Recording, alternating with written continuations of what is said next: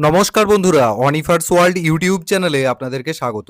যাক, হয়রানি কমে গেল। হয়রানি কমানোর নির্দেশিকা দিল নির্বাচন কমিশন অবশেষে।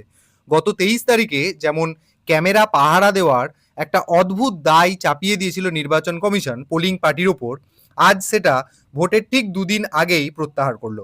দেখুন, সাবজেক্টে বলা হচ্ছে dismantling the web cameras installed in the polling station. Poll শেষ হওয়ার পর ওয়েবকাস্টিং ক্যামেরা খুলে ফেলা বা ডিসম্যান্টেল করা নিয়েই এই নির্দেশিকা দিল নির্বাচন কমিশন।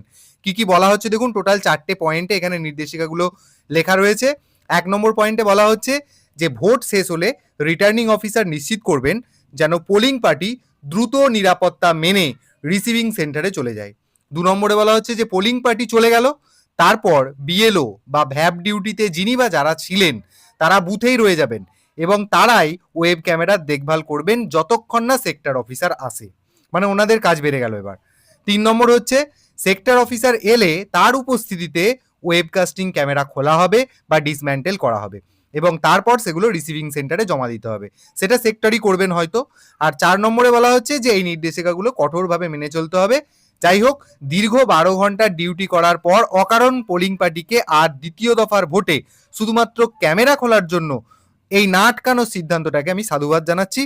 তো সেই কারণে ভিডিওটি অবশ্যই সকলের সাথে শেয়ার করুন এবং আপনারা যারা আমার চ্যানেলে নতুন তারা চ্যানেলটিকে সাবস্ক্রাইব করে নিতে ভুলবেন না।